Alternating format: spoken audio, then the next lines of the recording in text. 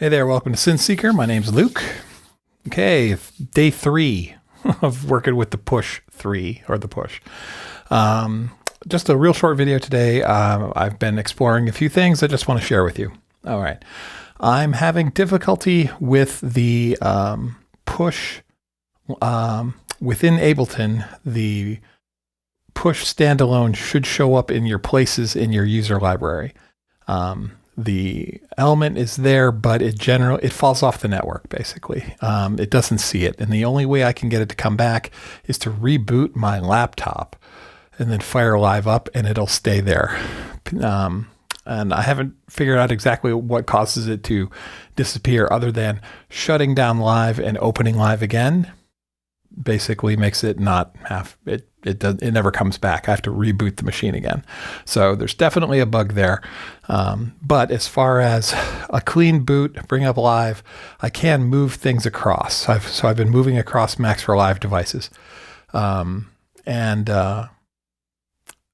the Max for Live devices I want to use is something that I use to do transposition with.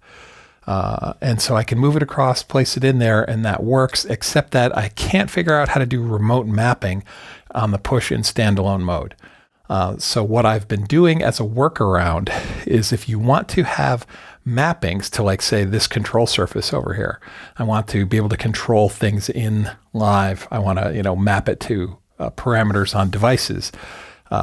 What I've had to do, and I've had success with this, but it's still real kludgy, is I take the set I've got on the push, I move it over to Ableton, open it up on the laptop, connect the control surface to the laptop, so I connect this Launchpad Mini to the laptop. Then I go and do all the mappings in Live on the laptop, save that, move it back across to the push standalone, reconnect the control surface to here, and it pretty much works. Max for Live devices are still a little weird as far as whether they're mappable or not, whether they're hidden, whether their settings are stored. It's still pretty kludgy. I'd imagine Ableton is working on that. But as a workaround, you can take a set on Ableton, the desktop app, do your mappings there, save, collect all and save, move it over to here, and the mappings move with it. And just to demonstrate that here, I'm going to, all right, so I've got this arpeggiated. All right, so I'm just going to record a little arp real quick. All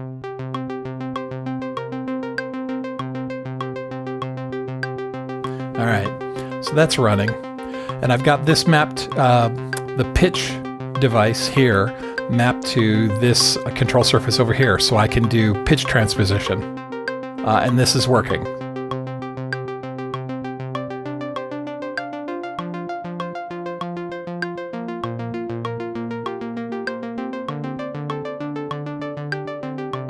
Right.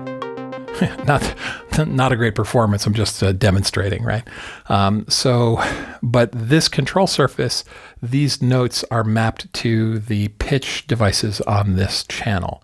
And so if I go to pitch, right, you'll see the pitch here will change as I press this remote device. All right, so I can do that. The other thing I've got it mapped to is if I flip over to, like,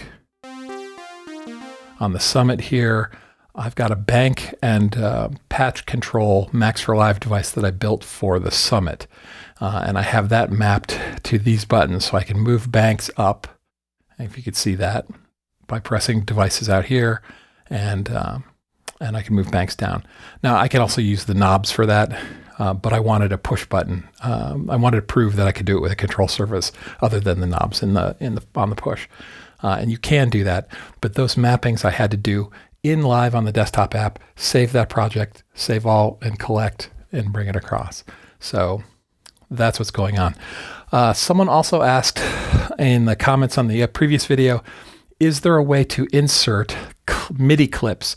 And I tried both kinds, like .mid, .mid files, as well as the ALC, Ableton Live clip files. I saved them to my user library, copied them over, but when I go to add, if I say let's add a new MIDI track, right? And I want to add a clip to that. Clips are not available here.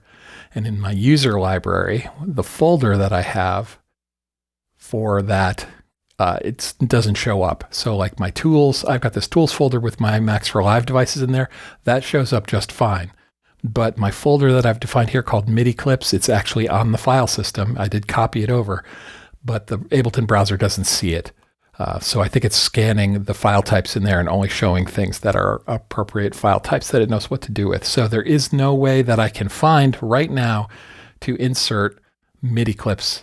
So if I wanted to insert a prepared MIDI clip out of my library into this slot into this clip slot, you cannot do that yet. Or if you can, I haven't figured it out. So if you know how to do that, let me know in the comments, because other people have been asking. So, it's definitely a work in progress. It's still a great control surface. I'm really happy with it. I've got a jam with a friend at work tomorrow, and we had one on last week, and it plays nice. Sending MIDI clock out synced all of our stuff up flawlessly.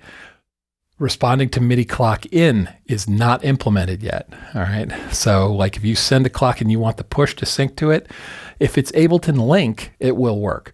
If it's MIDI clock coming in, it doesn't see it yet. So that's another known issue, or an issue I discovered that I haven't seen it. I haven't seen a list of known issues yet. If you know where those are, let me know. I've been going through the Ableton forums and haven't seen anything yet. And I think that's about it. But I still, as far as like laying down loops in a jam and staying synced, that works fine. Adding instruments and effects to be able to create tracks, create instrument racks on tracks to play with, that works fine too. But all of the control meta stuff, automation, inserting things into slots, that's just not there yet. So that's about it. That's just a quick update for you guys, and I will talk to you more as I continue to explore this weekend. So thanks. Hope this was useful. You've been watching Synth Seeker. Have a good night.